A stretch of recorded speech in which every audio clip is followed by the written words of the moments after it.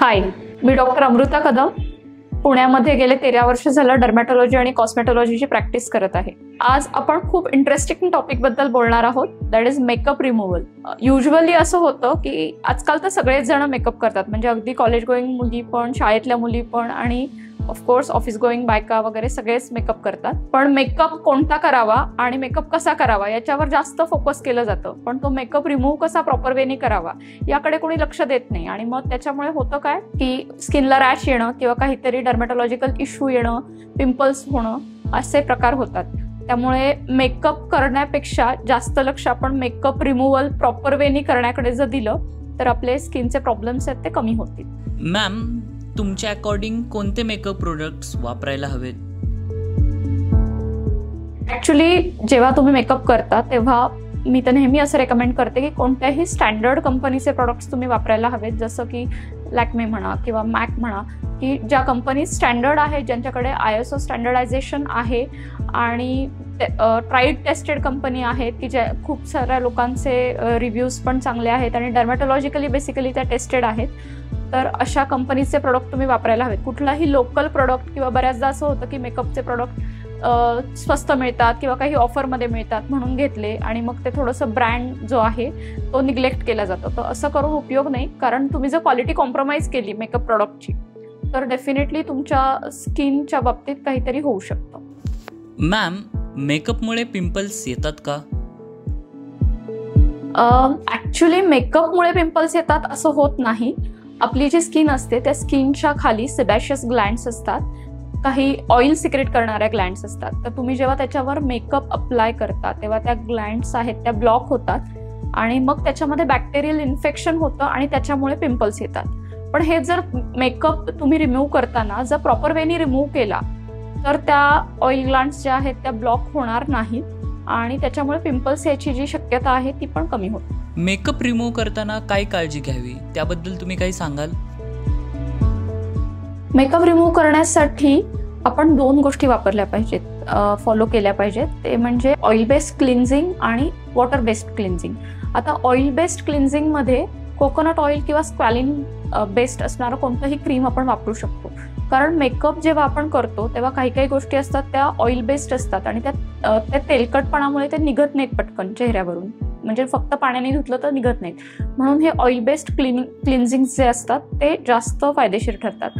आणि मग त्यानंतर पुन्हा आपण वॉटर बेस्ड क्लिन्झिंग करायला हवं। वॉटर बेस्ड क्लिन्झिंगमध्ये कुठलाही तुमचा फोमिंग फेस वॉश असतो नॉर्मली जो तुम्ही यूज करता तो तुम्ही वापरू शकता आणि या 2 मेथडनी तुमचा मेकअप जो आहे केलेला तो व्यवस्थित निघू शकतो। वॉटरप्रूफ मेकअप बद्दल काय सांगाल?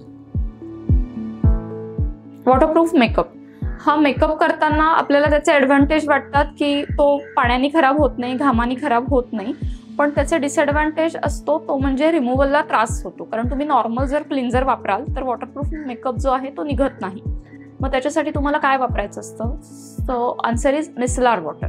तर मिसलार वॉटर ज्यामध्ये आहे असं बेस्ट असणारं कोणतंही क्लिन्झर तुम्ही वापरलं तर वॉटरप्रूफ मेकअप जायला मदत होते, कारण मिसलार वॉटरमध्ये ऑइल फेज आणि वॉटर फेज या दोन्हीवर ऍक्ट करणारे कंटेंट असतात आणि त्याच्यामुळे वॉटरप्रूफ जे बॅरियर असतं स्किनवर झालेलं मेकअपचं ते ब्रेक करायला मदत होते आणि त्याच्यामुळे पूर्णच्या पूर्ण मेकअप निघून जातो। मेकअप रिमूव्हलमध्ये कोणत्या कोणत्या गोष्टी असाव्यात? मेकअप रिमूव्हल करताना खूप जण क्लिन्झिंग लोशन किंवा नॉर्मल क्लिन्झर वापरतात। जर बेसिक मेकअप असेल तर ते मेकअप निघून पण जाईल, पण जर तुम्ही प्रोफेशनली मेकअप केला असेल तर तो रिमूव्ह करण्यासाठी तुम्हाला मेकअप रिमूव्हर व्यवस्थित वापरायला हवं। तर त्याच्यामध्ये ॲटलिस्ट खालचे 3 इन्ग्रेडियंट जे मी आता सांगेन ते आहेत का हे बघायला हवं। First one is micellar water, कारण मेकअपमध्ये जे काही ऑइल डस्टचे जे पार्टिकल्स असतात स्किनवर बसलेले ते निघण्यासाठी मिसलार वॉटरची हेल्प होते।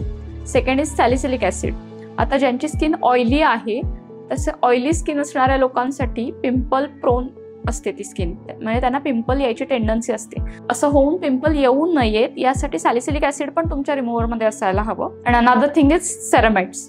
तर सेरामाइड्स पण रिमूव्हरमध्ये असायला हवेत, कारण सेरामाइड्समुळे जे स्किनचं बॅरियर ब्रेक होणार असतं ते होत नाही, स्किन इंटिग्रिटी जी आहे ती मेंटेन राहते आणि स्किन इंटॅक्ट राहते, त्यामुळं पर्यायाने स्किनला डॅमेज होत नाही। त्याच्यामुळं मिसलार वॉटर, सॅलिसिलिक ॲसिड आणि सेरामाइड्स हे असणारच रिमूव्हर तुम्ही वापरायला हवं। मॅम, मेकअप टाईपनुसार कोणते रिमूव्हर असायला हवेत? वॉटरप्रूफ मेकअप जर असेल आणि मस्कारा आयलायनर असेल आणि ते जर रिमूव्ह करायचं असेल तर तुम्ही ऑइल बेस्ड क्लिन्झर सुद्धा वापरू शकता, आणि नाही तर micellar water is best. मिसलार water असणारा कोणताही मेकअप रिमूव्हर जो आहे त्याच्यामुळे ते रिमूव्ह होईल. फाउंडेशनसाठी काय वापरायचं? फाउंडेशनसाठी पुन्हा तेच की oil based cleanser followed by water based cleanser. तुमचं ऑइल बेस्ड कोणतंही क्लिन्झर वापरा आणि त्याच्यानंतर तुमचं normal foaming face wash. Lipstick आणि लिप ग्लॉस त्यासाठी काय वापरायचं?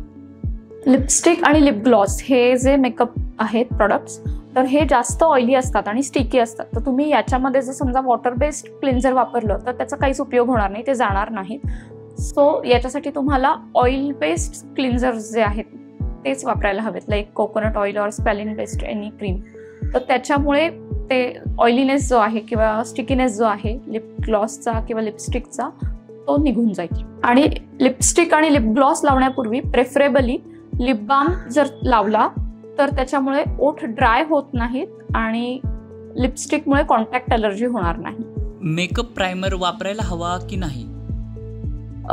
येस, डेफिनेटली मेकअप प्रायमर वापरायला हवा, कारण त्याच्यामुळे मेकअप चांगला सेट होतो, पहिली गोष्ट. आणि दुसरी गोष्ट अशी की तुम्ही जर प्रायमर वापरला तर त्याच्यामुळे स्किन आणि मेकअप याच्यामध्ये एक लेअर राहतो प्रायमरचा. त्याच्यामुळे तुम्ही जे कोणते मेकअप प्रोडक्ट्स वापरता त्याचा डायरेक्ट स्किन सोबत कॉन्टॅक्ट येत नाही, सो कॉन्टॅक्ट अलर्जी होणार नाही. स्किन डॅमेज होऊ नये, ड्राय होऊ नये किंवा पिंपल्स येऊ नयेत किंवा तिथे काही कॉन्टॅक्ट अलर्जी येऊ नये यासाठी सुद्धा प्रायमरचा चांगला रोल आहे. फक्त प्रायमर जो वापराल तो अगेन स्टँडर्ड कंपनीचा, स्टँडर्ड ब्रँडचा वापरा, तर मग त्याचा इफेक्टही चांगला दिसेल. Give your skin love it deserve and follow 2-step cleansing, that is double cleansing and proper makeup remover, so your skin will say thank you to you. आणि आता हा व्हिडिओ तुमच्या कोणत्या मैत्रिणीला उपयोगी ठरणार असेल तर तिला शेअर करा, आणि अजून कोणत्या स्किन केअर टिप्स जाणून घ्यायच्या असतील तर आमच्या चॅनलला सबस्क्राईब करा.